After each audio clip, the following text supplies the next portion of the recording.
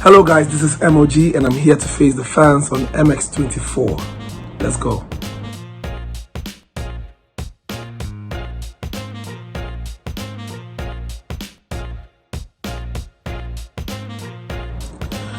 I think it was the fact that my mom was always in church, so we literally had to follow her to church every time she was in church, during the weekdays, weekends and all that. So I'll go to church and I hear the instrumentalists rehearsing at the instrumentalist corner, and I'll go and sit down, watch them and all that, you know, the drums and blah, blah, blah, blah, blah. So I'll be listening, the vibe will just enter me and all that. So I actually started as a drummer. I had a desire to learn the drums, so I actually started as a drummer, and basically that's how music started for me.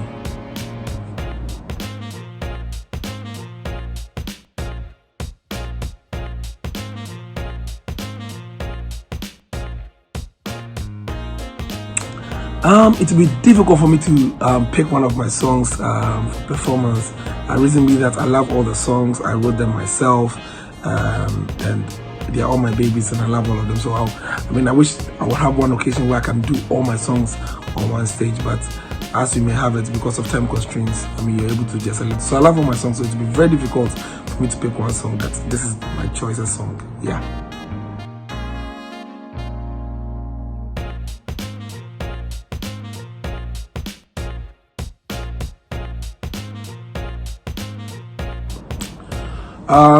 I would say the Holy Spirit, because basically all that I do as a gospel artist revolves around God, and I need to draw inspiration from the Holy Spirit to do the work of God. So I will go for the Holy Spirit. He inspires me, he gives me the word, he gives me what to say, he gives me what to sing and everything. So I'll go for the Holy Spirit.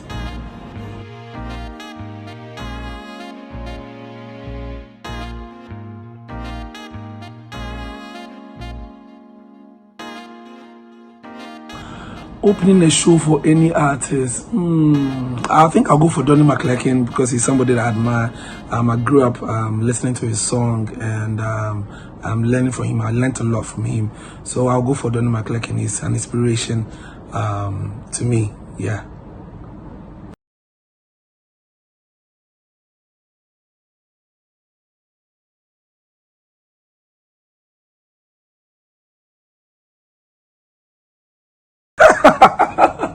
Well, rumor.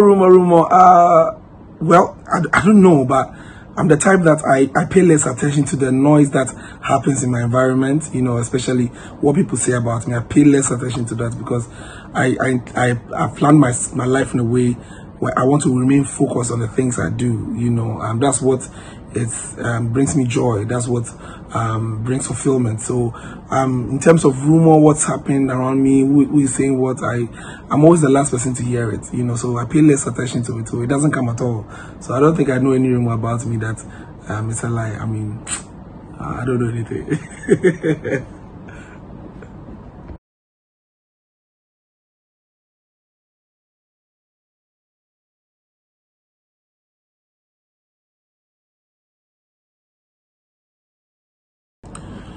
Well, I can't speak much to that because, as I said earlier, I'm very focused on the things I do. I keep few friends, and basically that's it. You know, you can't have everyone in your circle, because at the end of the day, too many people coming around you may end up distorting the quality of what you want to produce. So I keep few friends in my circles, and I stay focused. So I can't speak to any sabotage issue. I don't know about it.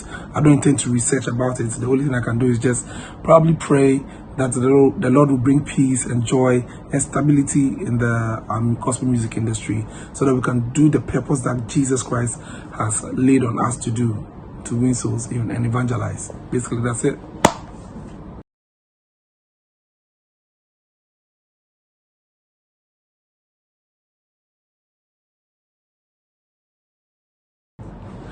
How I met my wife. So all of us, we were in Harbour City Mass Choir, then Toy, you know, Tema Orthodox Youth Choir, and I was singing, and she was in soprano, I was in tenor, so we became friends. You know, I was doing most of the solos and all that, and she wants I was doing a solo and all that, you know, so we became friends, and then when we became friends, you know, We became close friends, and when we became close friends, we started dating, and when we started dating, we got married. And when we got married, we are still married.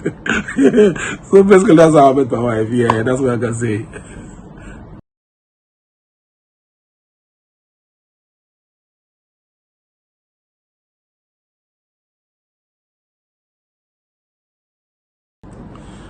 Charlie, me, as I said, me, I mind my own business. So in terms of trouble, there's nothing I can think of. I just stay focused, stay humble, and live my life to please God, to be at peace with all men as much as possible. So I don't know of any trouble in the industry. I'm a very reserved person, I may be loud on stage, but personally I'm a reserved person, so I hardly get into trouble. So I don't think I remember any trouble I got into. Yeah.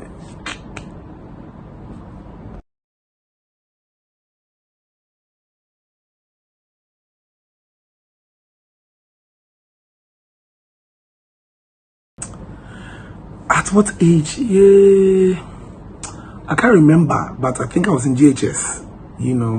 GHS 3 when I finished. That's when I started, dating. I don't know if I should call it dating but yes, I had a girlfriend then. Like just for credit, this is my girlfriend basically. Yeah, so I was around GHS. So I'm sure I was about 15, 16 thereabout. Yeah.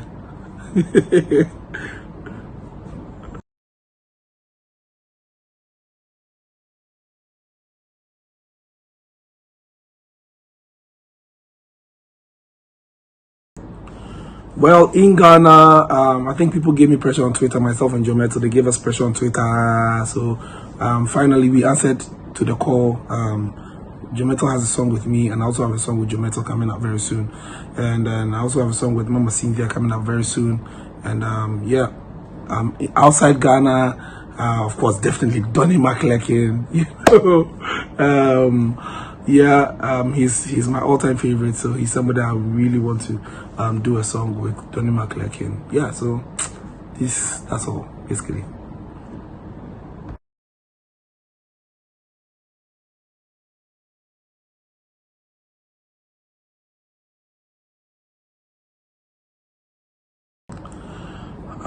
Something I wish I knew earlier, how to manage finance, investments, and basically, yeah, I think if I understood that earlier, probably I wouldn't have wasted a lot of money on certain things that I did, but it's never too late. I'm still young, so I'm now getting the knowledge, so I've started, we are doing something. So if you don't know about investments, go and research, learn about it, and invest your money well, yeah?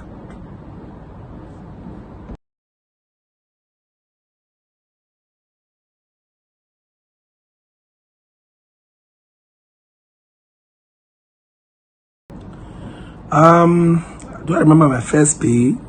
I don't think I do. But I remember my West pay. I think I drove all the way from Accra to Cape Coast for an event. And when I finished, I was given a bottle of pure water, Vortic water, and 2 meat pies, and then 20 Ghana cedis in an envelope. I'll forever remember this. So that's my West pay. I'll forever remember this. Yeah, 20 Ghana cedis, Charlie.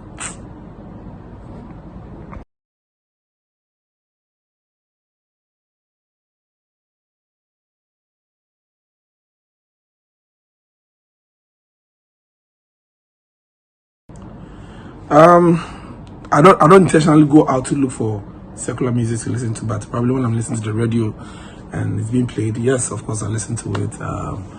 But my all-time favorite artist, not because of his style or anything, but because we are friends, we grew up from the same neighborhood, we're childhood friends together and all that. Mr. Kodia, yes, of course.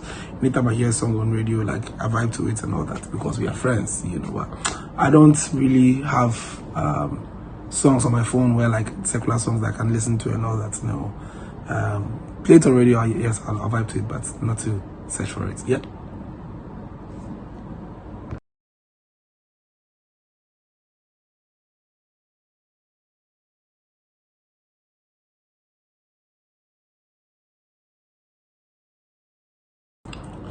It's a big no. A gospel artist cannot play secular music because we have been called for a purpose. God has placed something in you for a generation. He has given you a mandate. He has given you a journey to travel. So you can't afford to mix other things with what God has given you. So for me, a gospel artist doing a secular music is a big no, unless you decide that you are no longer doing gospel, you want to do secular. But the Bible says that he that places his hands to the plow and takes it off is not fit for the kingdom of God. So you also need to remember all these things. And I believe that God will be a helper. But it's a big no, big no.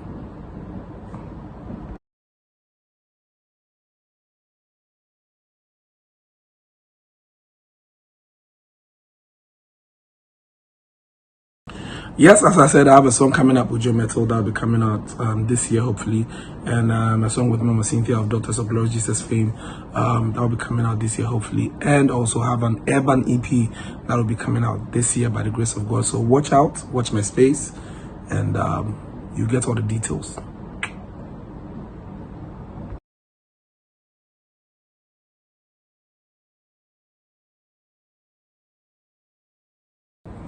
Something about myself nobody knows. Do I even have a private life?